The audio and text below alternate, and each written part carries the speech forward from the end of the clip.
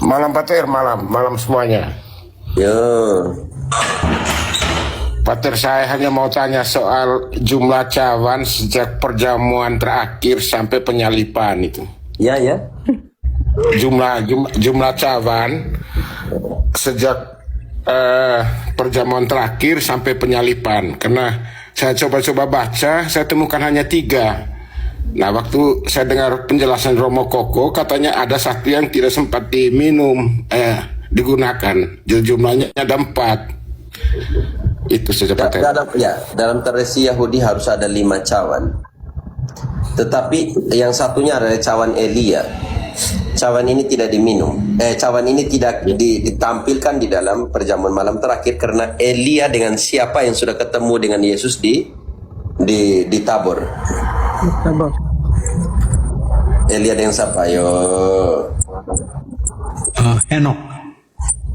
Di Tabor. Di Tabor ya. Nabi mu. Nabi dulu. Iya saya. Yang bawa orang keluar dari itu kok. Huruf M. Musa. Oh, Nabi Musa. Kalian bagaimana? Oke, sebenarnya itu nama cawan itu ada di Keluaran 6 mulai dari 1. Ini saya atau siapa tuh? Nanti kita pelan-pelan. Pertanyaan bagus sekali, oke?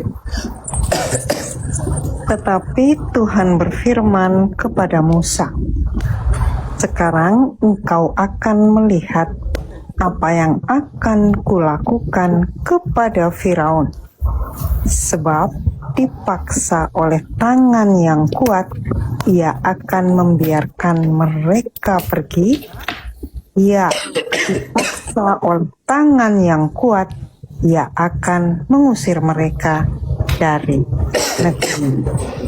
Oke, langsung ke ayat 6, cawan pertama.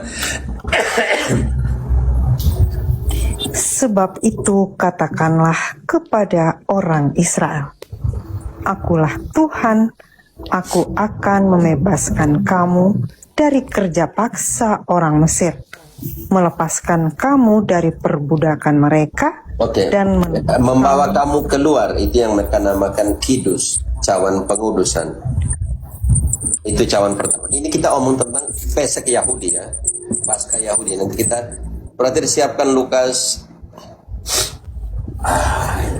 22 ayat 1-nya, kita lihat di situ. Nanti Yesus juga merayakan Paskah Yahudi, tapi dia memilih tempat atas. Ini ada konsep teologis. Kenapa di atas? Karena di bawah ada orang Yahudi merayakan Peseknya. Yang pertama cawan kidus atau cawan pengudusan yang barusan kita baca di Keluaran 6 ayat 6. Setelah itu cawan kedua yang kalau tidak namanya cawan majid atau pencarian ya kalau tidak situ. Aku akan melepaskan kamu, itu yang penting. Baca itu kembali di situ bagian pertama keluar kamu dari Mesir, yang kedua melepaskan. Ada kata melepaskan tidak di situ. Ide saya yang sama 6 tadi. 6. Melepaskan kamu dari perbudakan mereka. Oke. Yang ketiga namanya cawan penebusan. Lanjut ayatnya. Aku akan mengangkat kamu menjadi umatku, dan aku akan menjadi Allahmu. Oke, cawan ini cukup. Cawan ini tidak diminum oleh Yesus. Cawan penebusan. Cawan ini tidak diminum oleh Yesus. Karena itu dalam Lukas 22, nanti kita lari kembali ke 6 tadi, ke Keluaran. Sekarang Frater, jangan dulu Edi saya siapkan Lukas 22 ayat 22 ayat ke-20. Frater engkau 22 ayat 1-nya. Ya, Lukas 22 ayat 1. Hari raya roti tak beragi yang disebut Paskah sudah dekat. Oke, sekarang Paskah sudah dekat. Nanti Yesus akan membuat pembedaan antara Paskahnya dia dengan Paskahnya Yahudi. Lanjut. Adalah perbedaan di tempat. Yang ruang atasnya siapa punya, yang ruang bawah tetap Yahudi punya. Oke. Ketika dekat hari raya roti tak beragi atau Paskah atau Pesek Yahudi, lanjut. Imam-imam kepala dan ahli-ahli Taurat mencari jalan bagaimana mereka dapat membunuh Yesus sebab mereka takut kepada orang banyak. Lanjut. Maka masuklah iblis ke dalam Yudas yang bernama Iskariot, seorang dari ke-12 murid itu. Lalu pergilah. Lanjut terus ke bawah ketika mengutus 2 murid itu. Petrus. Oke, berarti ayat 7. Oh ya. Oke. Maka tibalah hari raya roti tidak beragi, yaitu hari di mana orang harus menyembelih domba Paskah. Buenas. Lalu Yesus menyuruh Bienvenida a la casa. Petrus dan Yohanes, katanya, Yago. persiapkanlah perjamuan Paskah bagi kita supaya kita makan. Oke, di situ diutus siapa di situ? 2 rasul penting. Petrus, Dan ya, Yohanes. Yohanes. Penting sekali. 2 rasul selalu yang nanti pergi ke Samaria juga, nanti mereka 2 yang pergi untuk memberikan krisma di Samaria. Hebat sekali di situ. Pergilah Petrus dan Yohanes. Lanjut sedikit. Kata mereka kepada Yesus, "Di manakah engkau menghendaki kami untuk mempersiapkannya?" Hati-hati dengan kata ini. Di manakah? Kata di mana artinya rujukan kemana, frater? Tempat atau situasi? Tempat. Tempat. Penting sekali. Nanti ada perbedaan pasca Yesus punya. Lanjut. Jawab Yesus kepada mereka, "Apabila kamu masuk ke dalam kota, kamu akan bertemu dengan seorang yang membawa kendi berisi air. Ikutilah dia ke dalam rumah yang dimasukinya." Saya tunjukin ini karena kami diterima oleh umat, jadi ini orang tua angkat waktu 2009, 2009 sih. No, estuve aquí 2009, claro. 17 tahun lalu. Jadi dekat di parokinya di depan rumah sana di sini. Ini mamtua sementara buat minuman dari jagung. Ini mantan penyanyi waktu dia masih kecil. ¿Cuántos años tiene? Antes tenía 8. Waktu dia umur tidak tenía umur 9 tahun. 2009 tenía 9. Sí, ini anaknya. Lleva con el año 2000. Oke. Bayangkan berapa tahun? 17 tahun lalu. Oke, dia umur 9 tahun. 9 sampai 10. Oke, lanjut. Frater. Saya ulangi bacanya ya, ayatnya ya. Ya. Jawab Yesus kepada mereka, "Apabila kamu masuk ke dalam kota, kamu akan bertemu dengan seorang yang membawa kendi berisi air. Ikutlah dia ke dalam rumah yang dimasukinya." Ini penting sekali, teman-teman.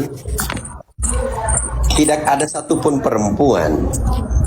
Sedangkan yang mempersiapkan meja sebenarnya perempuan dalam pesek Yahudi. Sekarang kita lihat yang laki-laki yang menyiapkan. Oke, lanjut. Ikutlah dia ke dalam rumah yang ia masuki dan katakan kepada tuan rumah, "Guru bertanya padamu, di manakah ruangan?" Lagi sudah 2 kali ini. Ya. Di mana Petrus tanya dengan Yohanes, "Di manakah kami mempersiapkan Paskamu?" Sekarang kepada pemilik rumah pertanyaan lagi, "Di manakah?" Bayangkan, baca kembali itu. Penekanan 2 kali, teman-teman. Kalau omong tentang tempat, di manakah? Di situ ada pengulangan 2 kali. Ketika dalam Injil Simon, contohnya Petrus, Paulus, artinya hal penting sekali, oke? Jadi kita lihat di situ, di manakah akan merayakan Paskah Tuhan punya? Lanjut. Pertanyaan diulang kembali. Karena itu bukan Paskahnya orang punya, itu Paskahnya Tuhan punya. Bukan Paskah Yahudi. Inilah perbedaan. Ya, saya ulangi lagi. Dan katakanlah kepada tuan rumah itu, "Guru bertanya padamu, di manakah ruangan tempat aku bersama dengan murid-muridku akan makan Paskah?" Berarti Paskahnya siapa punya sekarang yang akan dilakukan oleh Yesus dan para murid? Paskah Yahudi atau Paskah Yesus punya? Paskah Yesus. Paskah Yesus punya. Nanti ditunjuk di tempat bawah, tempat atas. Tempat atas kan. Ya tidak, kita baca dulu. Lalu orang itu akan menunjukkan kepadamu sebuah ruangan atas yang besar dan sudah lengkap. Yesus sementara katakan nanti akan ditunjukkan di tempat atas.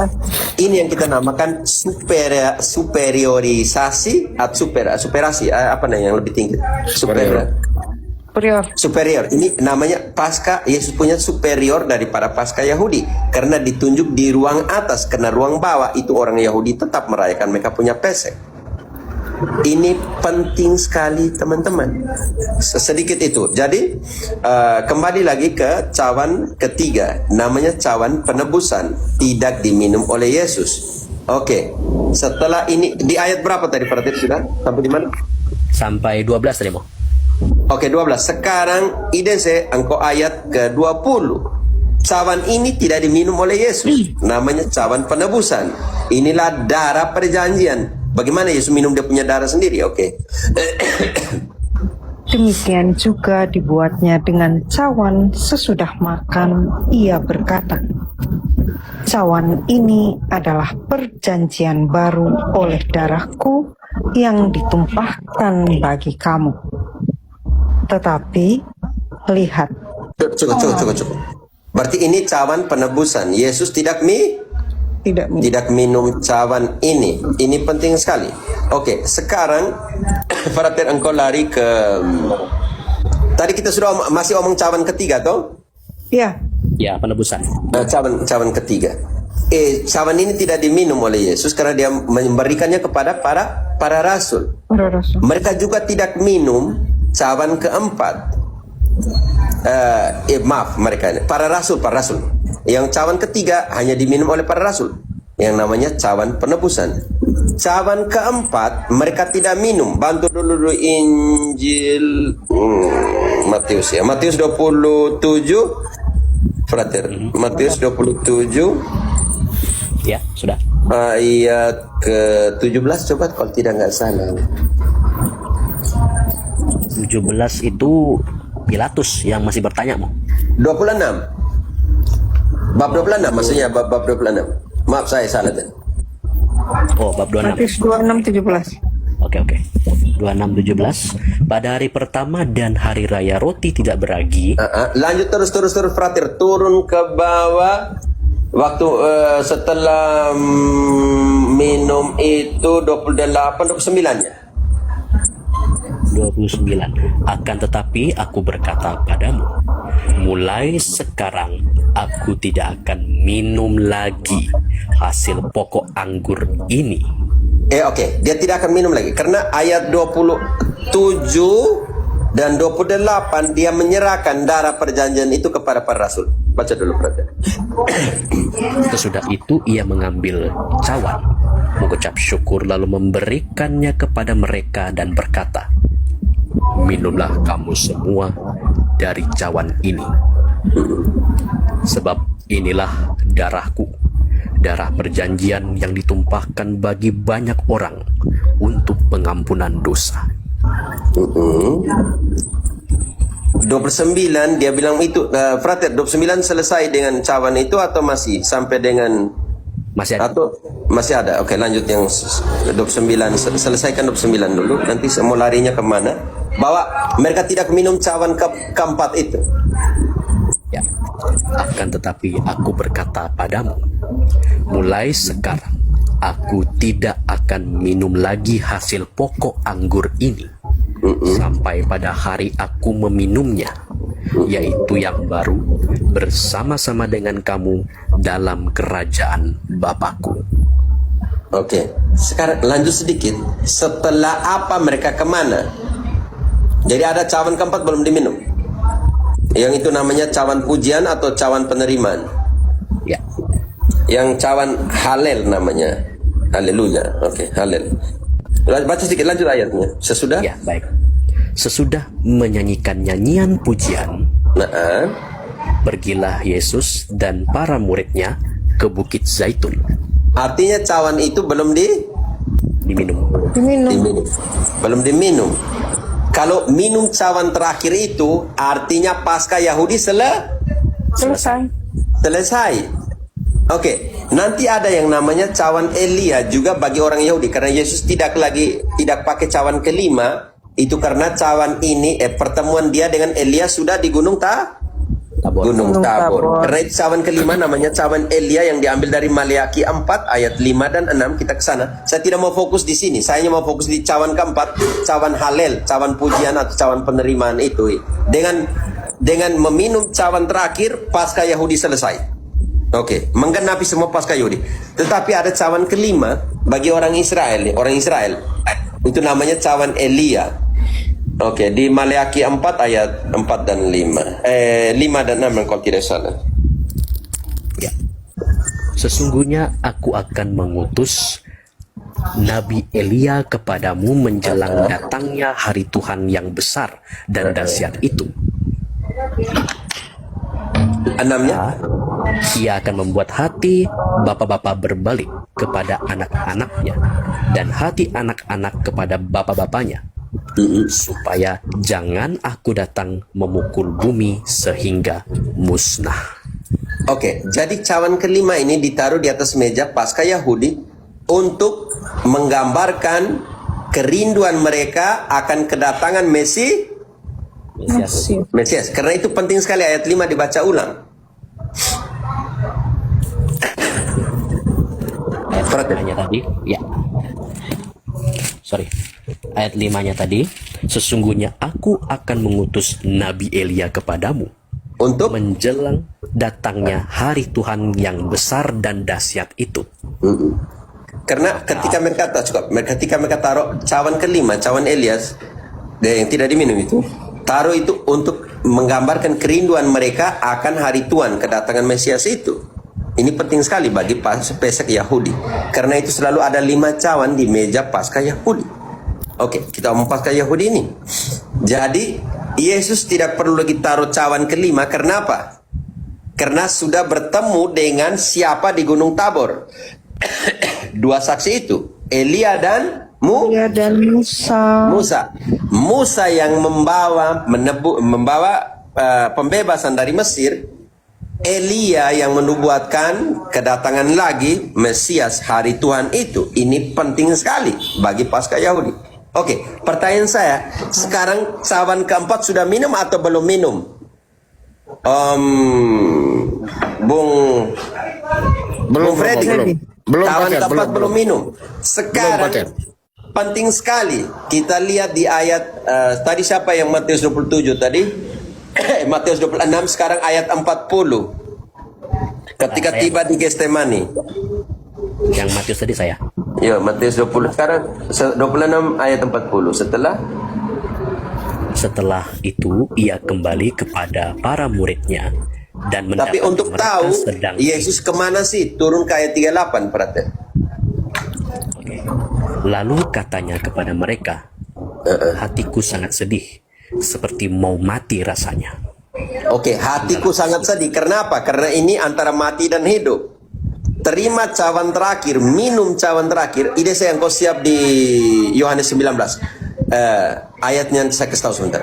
Kalau tidak, siapkan ayat 30. Cawan terakhir, 30. Oke, sekarang hatiku sangat sedih. Karena ini cawan penentuan. Cawan halel, cawan pujian, cawan terakhir yang harus diminum untuk menyelesaikan Paskah Yahudi. Lanjut. Tinggallah di sini dan berjaga-jagalah dengan aku. Oke, sekarang Yesus pergi berdoa. Apa isi doanya? Tentang cawan atau tidak? Maka Yesus maju sedikit, lalu bersujud dan berdoa, katanya, Ya Bapakku, jikalau sekiranya mungkin, biarlah cawan ini lalu daripadaku. Tetapi janganlah seperti yang ku kehendaki, melainkan seperti yang engkau kehendaki. Om Freddy bisa mengerti di situ dulu? Bisa, Pater, karena saya bacanya hanya mulai dari Matius 26. Itu makanya saya hitung kok tidak sampai 5. Oke. Ingat nih, cawan Elia tidak diminum, oke. Itu hanya taruh di meja sebagai lambang kerinduan akan kedatangan hari Tuhan atau Mesias itu. Oke. Sekarang Yesus minum tidak cawan terakhir. Ini penting. Yohanes 19 ayat ke-30. Sesudah Yesus meminum anggur asam itu, berkatalah ia, Selesailah sudah. Sudah Selesai. Sekarang pertanyaan saya, sudah selesainya apa? Selesainya ayat 29, Paskah Yahudi selesai. Di situ ada suatu bekas penuh anggur asam. Maka mereka mencucukkan bunga karang yang telah dicelupkannya dalam anggur asam pada sebatang hisop, lalu mengunjukkan ke mulut Yesus. Selesai Paskah Yahudi. Dia minum ayat 30 dan mati. Selesai, sudah selesai. Sekarang selesainya apa? Ayat 28. Seluruh yang dinubuatkan di dalam perjanjian baru sudah digenapi. Sesudah itu, karena Yesus tahu bahwa segala sesuatu telah selesai, berkatalah ia, supaya genaplah yang ada tertulis dalam kitab suci. Aku haus. Perkara selesai. Cawan keempat Paskah Yahudi telah diminum. Cawan halal, cawan pujian, cawan penerimaan. Perkara selesai. Cawan ketiga, cawan redensiong, cawan penebusan tidak diminum. Yang diminum, yang hanya meminumnya itu adalah para rasul. Cawan ke-1, kedua, Yesus dan para rasul minum sebagai penghormat, sebagai perayaan Paskah Yahudi. Dan penting sekali, tempat Yesus merayakan Paskahnya Yesus itu adalah ruang atas. Secara teologis biblis mau katakan bahwa Paskahnya Yesus itu lebih tinggi dari Paskah Yahudi. Perkara selesai. Yesus adalah anak domba Paskah yang telah disembelih untuk kita. 1 Korintus 7 ayat ke-5 kalau tidak salah. Janganlah kamu saling menjauhi kecuali 1 Korintus berapa? 75 57 terbalik. 1 Korintus 5:7. Buanglah ragi yang lama itu, supaya kamu menjadi adonan yang baru. Sebab kamu memang tidak beragi. Sebab anak domba Paskah kita telah disembelih, yaitu Kristus. menggenapi apa yang dikatakan oleh Yohanes Pembaptis, Yohanes 1 ayat 29. Inilah anak domba apa untuk apa? Pada keesokan harinya Yohanes melihat Yesus datang kepadanya dan ia berkata, "Lihatlah anak domba Allah yang menghapus dosa kita, dosa dunia." Baca ulang, jangan, kita tidak ada di situ. Jangan tambah-tambah, baca kembali. Pada keesokan harinya Yohanes melihat Yesus datang kepadanya. Baca kembali, jangan salah. Baca kembali. Ini mau kena Pada keesokan harinya Yohanes melihat Yesus datang kepadanya dan ia berkata, "Lihatlah anak domba Allah yang menghapus dosa dunia." Dan dialah korban Paskah kita. Oke? Seperti itu. Om Freddy bisa memahami. Makanya bukan hanya 4 cawan, tapi cawan kelima harus dijelaskan karena cawan Elia. Sebagai yang dari Maleakhi 4 ayat 5 dan 6 tadi. Mereka taruh di meja saja di padang Paskah Yahudi supaya memperingati Paskahnya